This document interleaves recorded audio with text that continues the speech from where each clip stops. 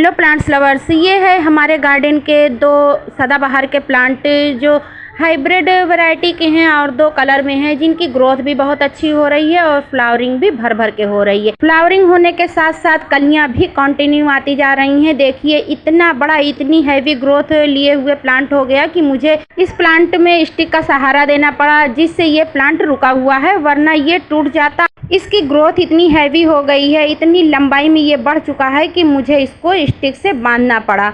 इसी तरह आप भी अपने प्लांट को बड़ा कर सकते हैं। वो कौन सा फर्टिलाइज़र है जिसको मैंने दिया और ये इतनी ग्रोथ ले रहा है और हैवी फ्लावरिंग दे रहा है, ये मैं आज आप लोगों से शेयर करूंगी, जिससे आप भी यूज़ करके अपने सदाबहार यानी विनका के प्लांट को खूब ग्रोथ दे सकते हैं और फ्लावरिंग भी भर भर के पा सकते हैं। बरसात के मौसम में आप 3 बातों का ख्याल रखें। डायरेक्ट बारिश में इसको ना रखें, इसको बहुत ज़्यादा पानी से बचाना होता है, वरना इसमें फंगस लग जाती है और ऊपर से प्लांट गलना शुरू हो जाता है। इसकी साफ़ सफाई का ध्यान भी रखें।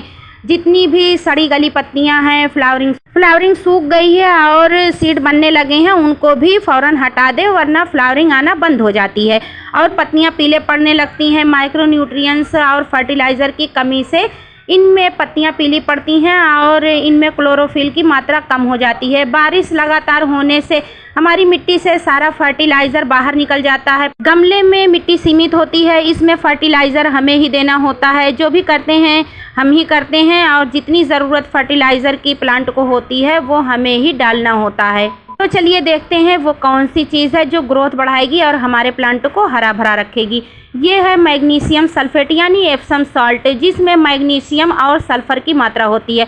मैग्नीशियम हमारे प्लांट में क्लोरोफिल की मात्रा को बढ़ाता है और सल्फ़र हमारे प्लांट की पत्तियों को पीला होने से रोकता है, हरा बनाए रखता है और हमारे प्लांट में फंगस होने से भी बचाता है।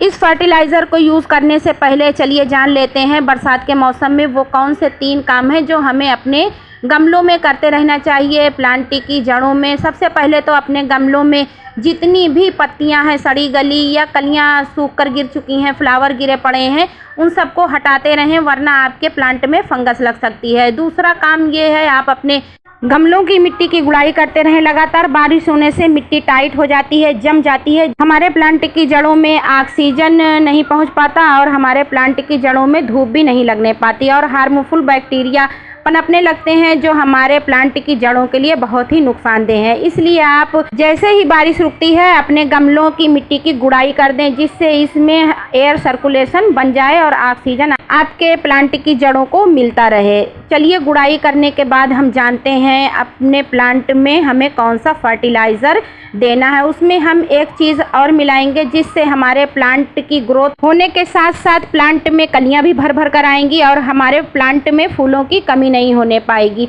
इन सभी को देखिए हमने निकाल दिया है। ये काम आपको बार बार करना होता है। बरसात के मौसम में बहुत ज़्यादा ध्यान देना होता है। सबसे पहले तो हम ले लेते हैं 1 लीटर पानी, उसमें हम मिला लेते हैं ये एप्सम सॉल्ट यानी मैग्नीशियम सल्फेट। ये बहुत ही वाटर सोल्यूबल है, ये बहुत ही जल्दी पानी में घुल जाता है। इससे हमारे प्लांट को मैग्नीशियम और सल्फ़र दोनों ही मिल जाता है। ये आप अपने गार्डनिंग में ज़रूर से इस्तेमाल करें। दूसरी चीज़ वो कौन सी है, वो है ये केले का फर्टिलाइज़र यानी बनाना पील फर्टिलाइज़र। जो हमारे घर में केले आते हैं खाने के लिए और बच जाते हैं या केले ख़राब हो जाते हैं या उससे छिलके बचते हैं, उनको हमने पानी में भिगाकर उसका फर्टिलाइज़र बनाकर रख लिया है। इसको आप भी बनाकर स्टोर कर सकते हैं। इसको हमने 1 लीटर पानी में 100 ml लिया है और खूब अच्छे से घोल लेते हैं। घोलने के बाद दोनों गमलों में 1/2 लीटर एक गमले में डाल देंगे और आधा हम एक गमले में डाल देंगे। ये हो जाता है हमारा कंप्लीट फर्टिलाइज़र। इसको आप महीने में 1 बार डाल सकते हैं। बार बार एक ही फर्टिलाइज़र का प्लांट में इस्तेमाल ना करें। कभी केले के छिलकों का फर्टिलाइज़र दें या कभी आप आलू के छिलकों का फर्टिलाइज़र लिक्विड डाल दें। ये सभी आपके प्लांट की ग्रोथ के लिए बहुत ही ज़्यादा अच्छे हैं। मैं हमेशा अपनी गार्डनिंग में ज़्यादातर ऑर्गेनिक फर्टिलाइज़र का ही इस्तेमाल करती हूँ, जिससे मेरे गमले की मिट्टी बहुत ही उपजाऊ बनी रहती है और मेरा प्लांट बहुत ही ज़्यादा हेल्दी रहता है। केमिकल फर्टिलाइज़र से हमें कलियाँ और फूल तो मिल जाते हैं, लेकिन हमारे गमले की मिट्टी का उपजाऊ क्षमता ख़त्म हो जाती है, जिससे थोड़ी दिनों बाद ये मिट्टी हमारी ख़राब हो जाती है और प्लांट धीरे धीरे मरने लगता है। वीडियो अच्छा लगा हो तो लाइक, शेयर और सब्सक्राइब ज़रूर करें।